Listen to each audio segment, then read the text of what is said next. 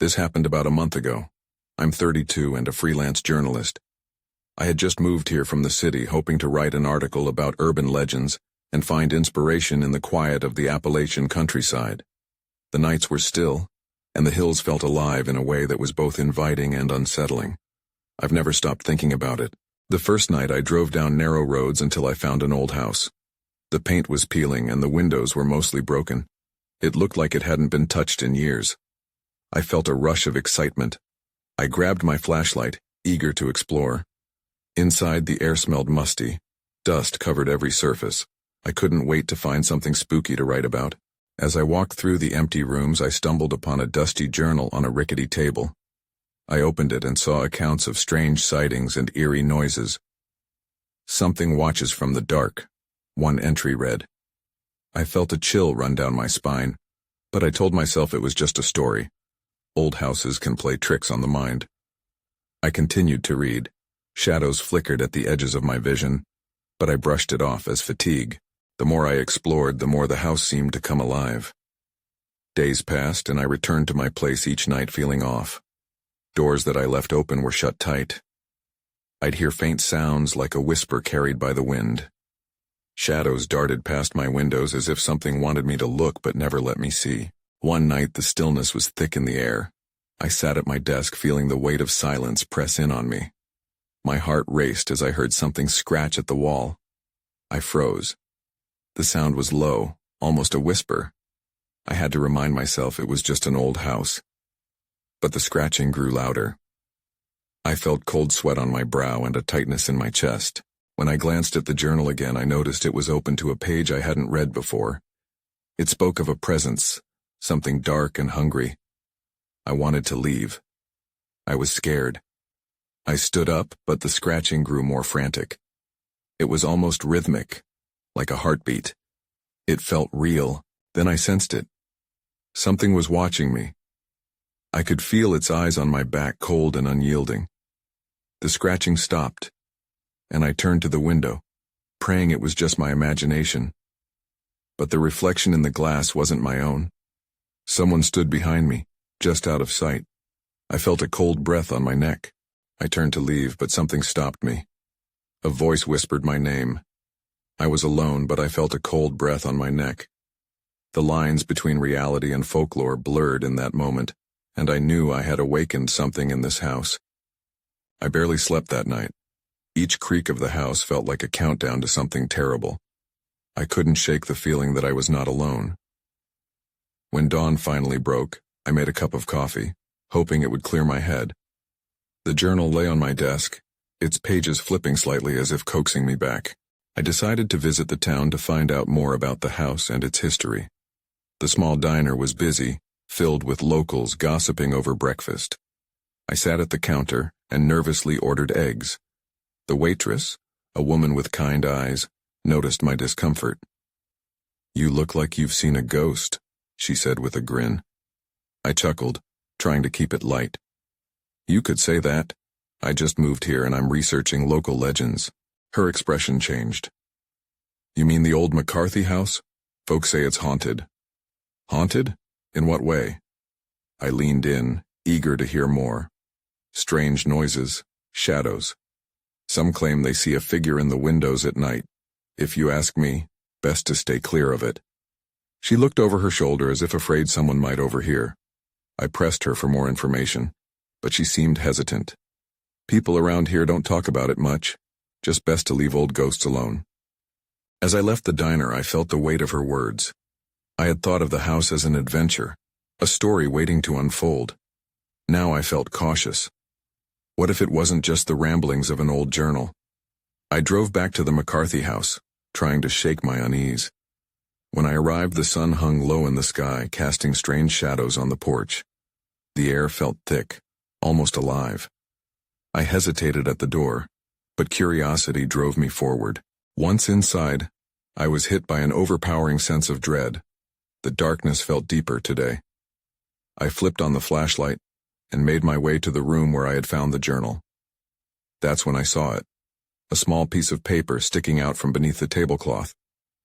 I lifted it, my hands trembling as I recognized it as another journal entry, but this one looked different. The handwriting was shaky, frantic. It detailed someone's descent into madness, their fear palpable. The final line chilled me. It's coming for me. I can hear it breathing. Before I could process, I heard a crash from upstairs. My heart raced, pounding in my ears. The sound echoed through the empty house, and I felt a grip of panic take hold. My instinct screamed at me to leave, but I was drawn toward the source of the sound. As I ascended the stairs, the air grew colder, thick with an oppressive weight. I reached the top, and a door at the end of the hall swung open slowly, as if inviting me in. I froze, staring down the corridor. From behind the door, I could hear the faintest sound, breathing. I took a step back, dread coiling in my stomach. Then I whispered, "Is anyone there?" Silence answered me, heavy and foreboding. An icy draft brushed past me as the door creaked wider. I felt that same cold breath on my neck again, more intense this time, sending shivers down my spine. Suddenly, an overwhelming pressure filled the air, and the door slammed shut. I was trapped.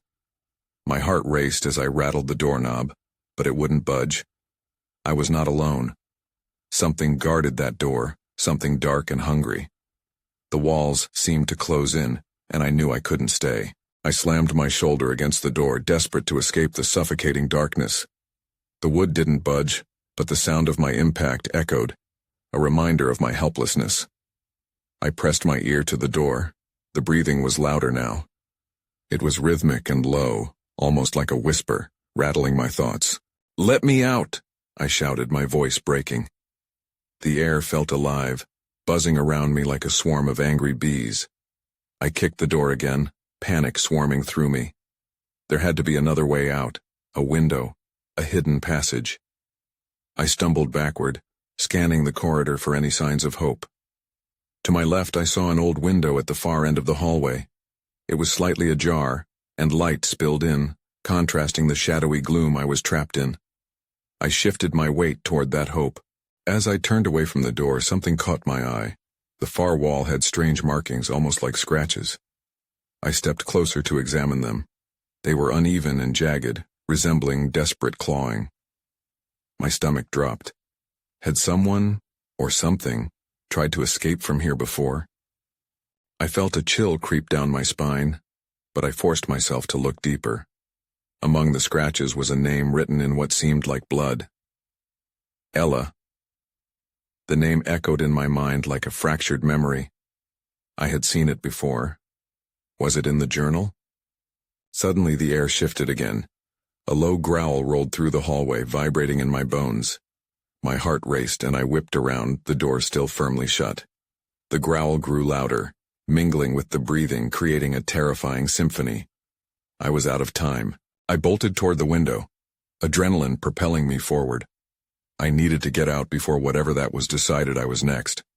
I grasped at the window, thrusting it open with all my might. It squeaked loudly in protest, but I didn't care. I filled my lungs with fresh air as I pushed my body through the narrow opening. Falling onto the porch below, I stumbled onto my feet, my knees aching from the hard landing. I glanced back at the house, breathing heavily. I could still hear the growling and the breathing coming from inside. I felt like I was tangled in some kind of nightmare, unable to break free. Just then a shadow flickered in the window above. I squinted to get a better look, my blood running cold. A dark silhouette stood at the end of the hallway, just out of the light, the same figure I'd heard stories about in town. I took off running down the porch steps, feeling the sun on my skin for the first time that day, but I couldn't shake the feeling that I was being chased. I didn't stop until I reached my car, fumbling for my keys. As I jumped inside, I heard a soft whisper glide through the open window. Ella. Panic surged through me again, a primal instinct to escape the house and whatever had followed me. I turned the key in the ignition, the engine roar drowning out everything else. As I sped away, I couldn't help but glance in the rearview mirror. The McCarthy house loomed in the distance, dark and foreboding. What was Ella? Why was she connected to this house? It was then I realized that I had only scratched the surface of the horrors that lay buried within those walls. I needed answers. But would I be brave enough to face the McCarthy house again? The next morning, I couldn't shake the feeling of dread. The sun was shining, but it felt like a cruel joke after the darkness of the night before. I needed answers, and the only way to get them was to return to the McCarthy house. I felt the weight of a decision looming over me, but curiosity gnawed at my insides like a hungry animal. I turned my car onto the old gravel road that led back to the house. As I got closer, the trees pressed in around me, casting long shadows that made the air feel cooler. Each bump in the road sent jolts of anxiety through me. I parked a safe distance away, taking a moment to breathe before stepping outside. I pulled out my phone, hoping for a signal, but it was useless. Maybe I should have grabbed the old journal from the bookstore, the one that mentioned Ella and the McCarthy family. Why hadn't I thought of that? I shoved it to the back of my mind as I navigated toward the house. The sight of it looming against the bright blue sky was unsettling. It looked even more sinister in daylight. Pushing through the front door, it creaked open like a mouth ready to swallow me whole. I stepped inside, the air heavy with dust and decay. The growling I'd heard before echoed in my mind. Would it return? I needed to focus. I went back to the hallway, where I'd found the scratches and Ella's name. My heart pounded louder than my footsteps. As I examined the walls closely, I noticed something odd. There were more markings hiding in the shadows. My fingers traced the surface, revealing names etched deep into the wood. Other names, along with Ella's. Each one sent chills through my body. Michael, Claire, Ben. Who were they? Then a sudden noise from behind me made my blood run cold. I turned sharply, but it was just a door swinging on its hinges, the wind catching it in a playful mockery. I breathed out slowly, telling myself I was being ridiculous. Yet the whispering I had heard before flowed back into my ears, mingling with the air. Ella. That moment became a trigger, a rush of instinct pulling me toward a room at the end of the hallway. Was there something left behind that could explain all this? My gut told me there was. I pushed through the door, and it opened without resistance. Dust motes danced in the sunlight streaming through the windows. In the corner stood an old dresser, likely untouched for years. My fingers trembled as I opened the top drawer. It was empty. I felt a wave of disappointment wash over me. But then, just below the drawer, I saw something, a piece of paper, crumpled and yellowed with age. I extracted it gently, feeling the weight of its secrets. The handwriting was frantic, almost illegible. "I saw you, Ella. You shouldn't have come back," it read. A chill ran down my spine. As I stood there processing this message, a footstep echoed behind me. I whipped around. Someone was there. Heart racing, I squinted into the shadows, praying it was just my imagination. But the figure remained just out of reach, watching, waiting. My breath hitched. Who were they? How did they know about Ella? My mind reeled, and I felt trapped once more. I took a step back, ready to bolt. This was just the beginning. I froze. The figure shifted, a silhouette against the dim light, and my instincts screamed at me to run. But where could I go? The door was behind me, and I felt a wave of panic wash over me as I lost sight of the person before me.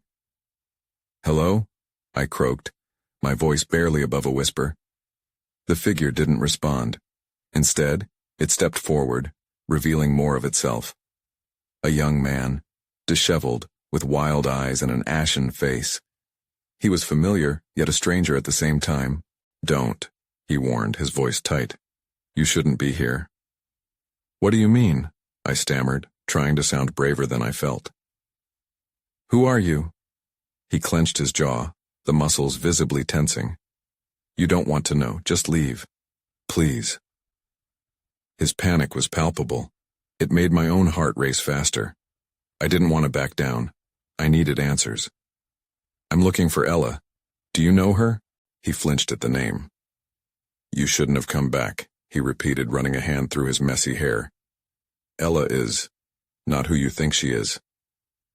Something in his tone, a mix of fear and desperation, unsettled me. "What do you know? What happened to her?" Before he could answer, the house creaked ominously, and the shadows seemed to stretch closer. An odd, low hum vibrated through the air, making the hairs on my arms stand at attention. The young man's gaze darted toward the doorway, as if he could sense something lurking there with us. I took a step toward him, ready to demand more, but the tension in the room snapped.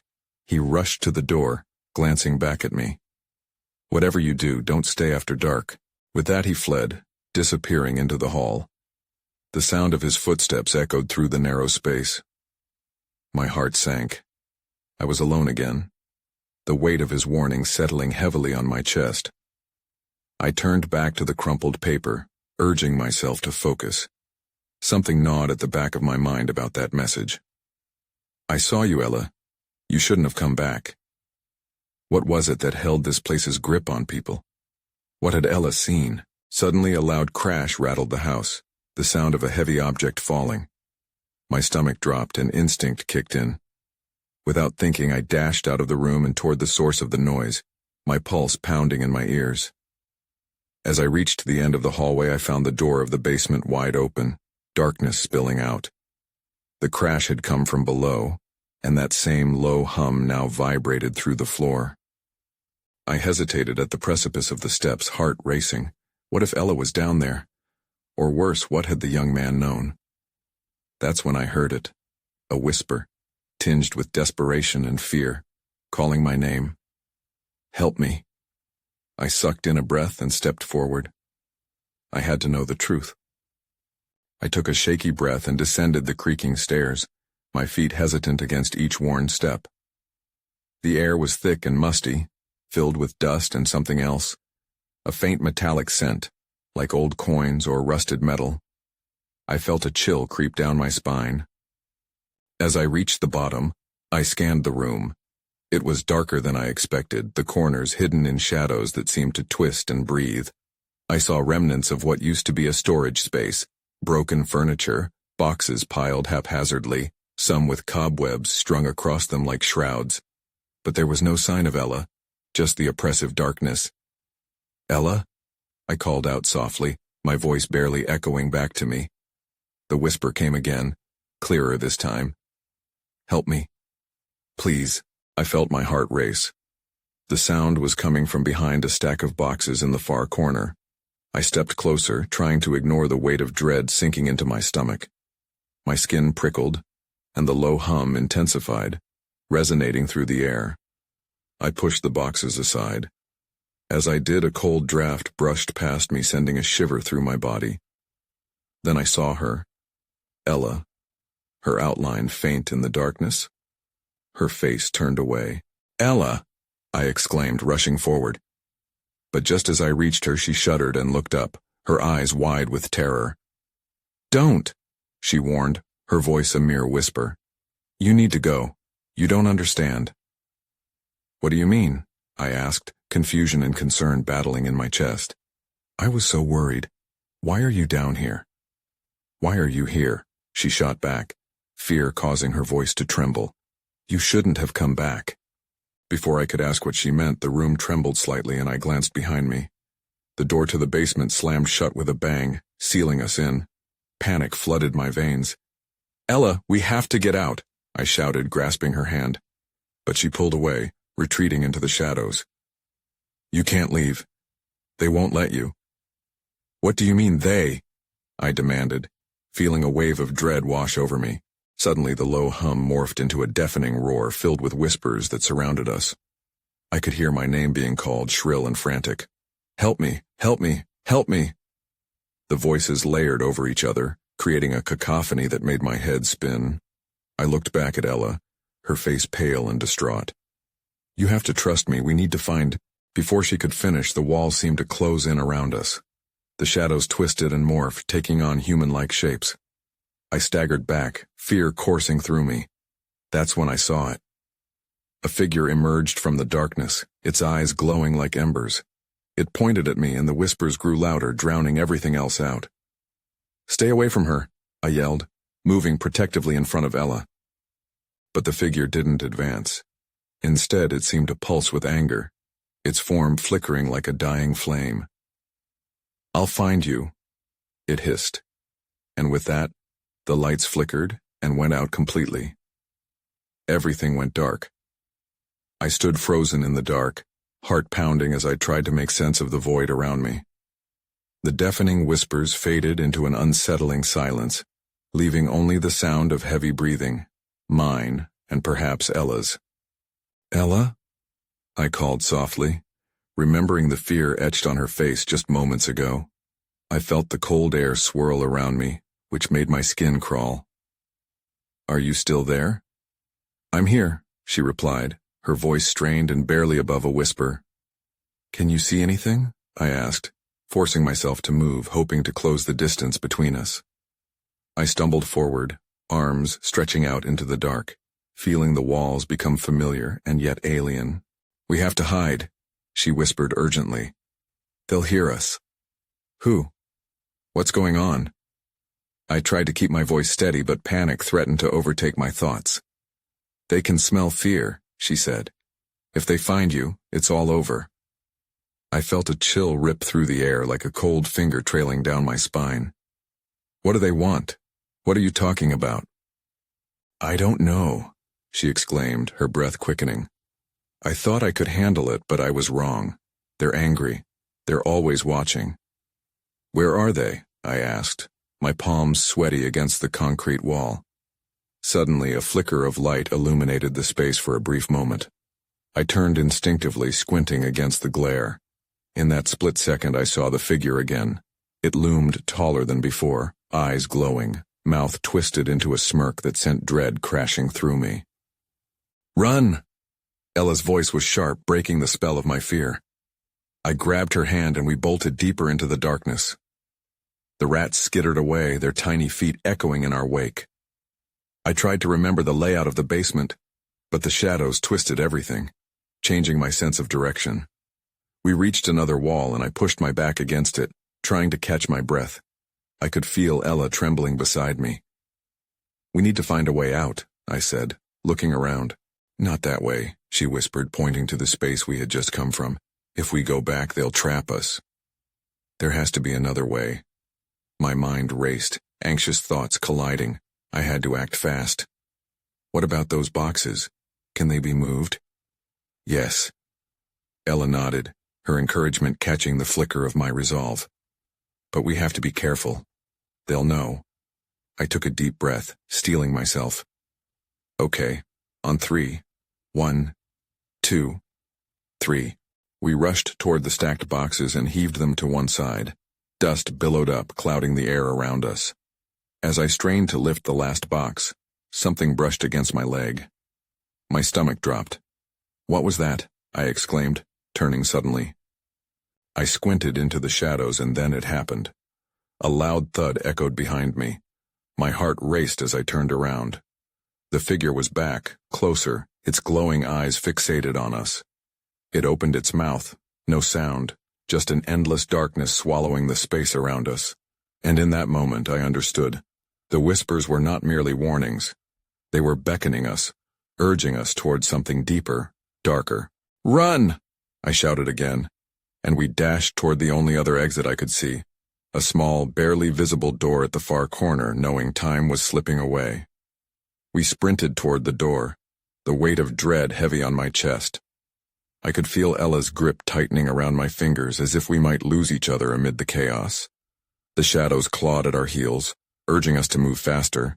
"Almost there," I shouted, desperation fueling my speed. The doorknob glinted in the faint light, a beacon of hope. Just as I reached for the knob, a cold gust swept through the basement, slamming the door closed with a deafening bang. My heart dropped and I turned to Ella, panic twisting her features. "Why won't it open?" Her voice trembled, barely above a whisper.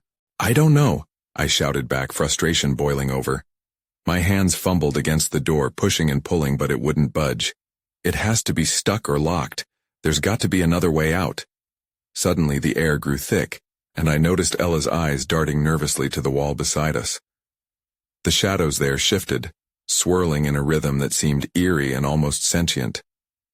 "That's not normal," Ella said, pointing. Before I could respond, the figure from before loomed larger in the periphery of my vision, materializing from the shadows. Its glowing eyes flickered, locking onto us with predatory intent. "Stay back!" I shouted, turning to face it fully.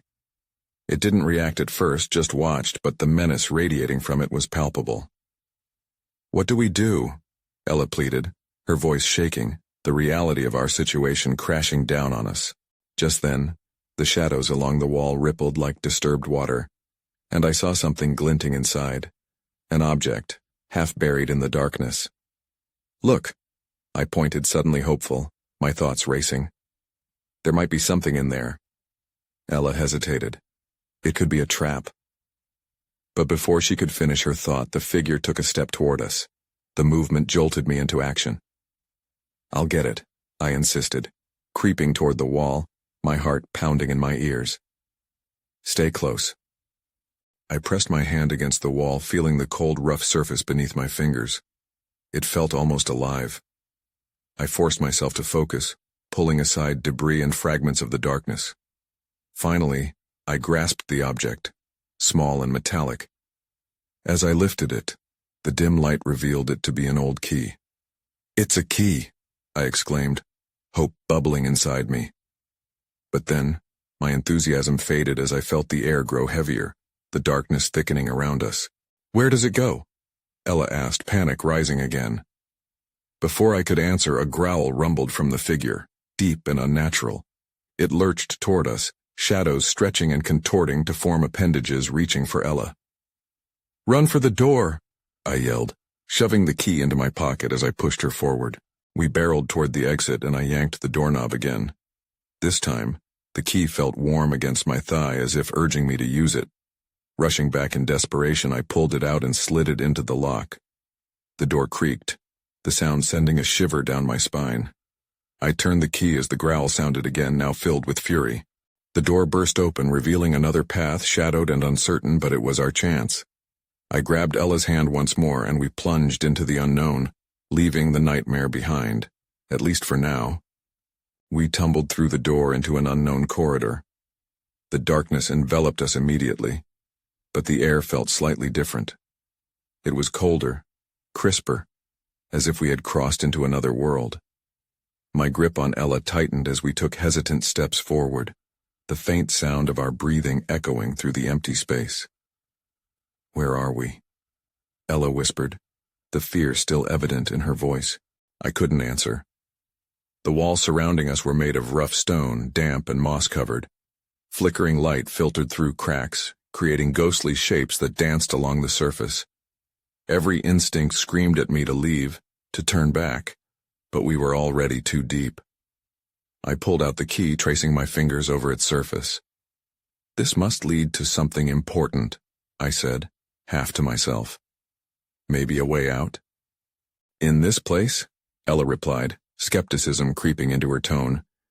"What if it's a trap?" I didn't have time to argue. The growl from before echoed in my mind, reminding me of the danger lurking just behind us. "We have to keep moving," I insisted. We advanced further down the corridor, my heart beating faster with each step. Each door we passed was a dark shadow, some slightly ajar, and I could almost feel the dread oozing from behind them. We stopped at one that wore a heavy iron lock, barren and uninviting. "Do you hear that?" Ella asked, her eyes wide as she peered into the darkness beyond. Before I could respond, a faint whisper floated through the air. It was soft, almost melodic, yet carried an undertone of urgency. "Help me, please." The chill ran down my spine. "Did you hear that?" I asked, my voice barely above a whisper. The walls felt as if they were closing in, and I could almost see the shadows responding to the call. "I think we should go," Ella urged, pulling at my sleeve, but I was rooted. That voice felt familiar, a memory surfacing just out of reach. I moved closer to the door, the whisper growing louder. "Please, don't leave me. What if it's just a trick?" Ella's concern wrapped around my heart. That uncertainty shattered my resolve for a moment, but the desperation in the voice grabbed me. "I have to check. Could be someone trapped," I said, hoping to reassure both of us. I needed to know. I reached for the key again and slipped it into the lock. The mechanism clicked, but before I could fully open the door, an immense force slammed against it from the other side. My blood ran cold. Whatever was inside wanted out, and it sounded angry. "Run!" I yelled, adrenaline surging. Ella dashed back the way we came, and I followed, the echoes of the growl growing louder behind us. We sprinted back down the corridor, breathless, the fear wrapping tightly around us again. "Where do we even go?" Ella shouted, panic tugging at her voice. That was when we reached a large chamber illuminated by shadows that writhed against the walls. In the center stood a circle of flickering candles, and at its heart lay a figure, crumpled and still. I stepped closer, compelled yet terrified. The figure looked familiar, but the flickering light distorted my vision. Just then the air crackled and a voice filled the room. This time, it was not begging, but commanding. "You should not have come here," it boomed, echoing around us. I glanced at Ella, her face pale with fear. In that instant I understood. There were ties that linked us to this place, ties I had never wanted to uncover. Then everything went dark, and I felt a presence closing in around us. I awakened on the floor of the chamber, my head throbbing. The flickering candles still cast their eerie dance of shadows around me, but the voice had silenced. I blinked, gathering my wits. The last thing I remembered was the looming presence and that dreadful command. "You should not have come here." "Ella," I croaked, scrambling to my feet. The chamber felt cold, an oppressive air hanging heavy, choking off my thoughts. "I'm here," she replied, her voice approaching from the darkness. Relief surged through me as her form emerged, a silhouette against the waning candlelight. "What happened?" "I don't know. That sound, that presence, it was overpowering. I felt like it was part of the house feeding on us somehow." She nodded, her expression grave. "We need to leave before it returns." Together we retraced our steps to the doorway we'd barged through moments before. I grasped the doorknob, still warm from our frantic escape. With a deep breath, I twisted it. The door creaked open, revealing a blinding light. It was as if we'd stepped out from a dark cave into the sun. I squinted against the brilliance, disoriented. Where are we? Outside the door, we stood on a hill overlooking an endless vista of trees. Lush, vibrant, teeming with life. The McCarthy house was no longer in sight. We were far removed from the darkness.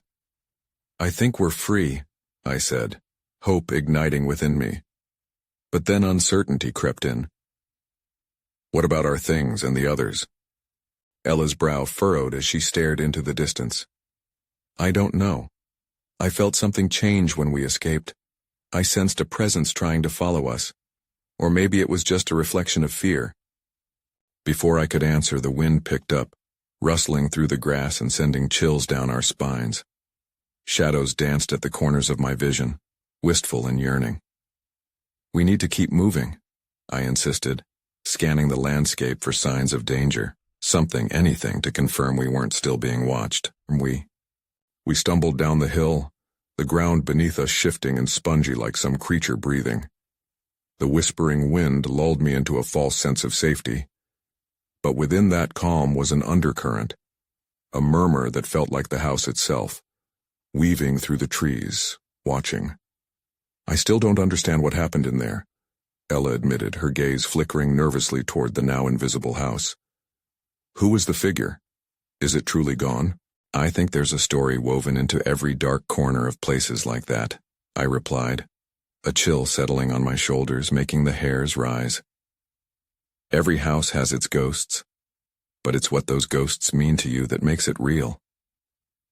Ella's eyes darkened with dread. "But what about the others? What if they're still trapped?" Her words echoed in my mind, stirring unease. There was no guarantee of safety. We could have slipped deeper into the forest and come out. Nowhere. Fleeing wasn't the same as being free. As if sensing our shared doubts, the wind howled, whipping around us in angry circles. Behind us, an ominous rumble came from the direction of the house, like an echo of the past mingling with the present, whispering secrets we were too afraid to confront. I've never felt anything like this, I said, my voice trembling. Something was tethering us there. I'm not convinced it's finished. The ground trembled subtly beneath me, a reminder of what we had escaped, but also what trailed behind, something still lurking, waiting for us to stumble. I don't think we'll ever truly be free from it, Ella whispered, a tremor in her voice. Something is still waiting for us to come back. Fighting the chill taking root inside me, I reached for her hand, squeezing tightly. We'll figure this out. Together. We just have to keep moving away from the dark. As we ventured deeper into the forests, I glanced back once more. Nothing but an outline of trees and a pulse of light where the house had stood. Questions hung in the air between us. Was Ella really free? Was I? We moved forward, not knowing what awaited us beyond those trees, and whether the shadows we left behind would ever stop seeking us out. But I knew one thing for certain. There was a story here yet to be told, and it was still intertwined with our lives, haunted by something older and darker than we could fully comprehend. Sometimes I think about it, what happened that night in the McCarthy house. I've never returned to that part of the countryside. I feel different now, like I see the world through a lens of shadows and whispers. And every so often a voice carries through the wind, rustling the leaves, reminding me that perhaps no one can ever truly escape their past.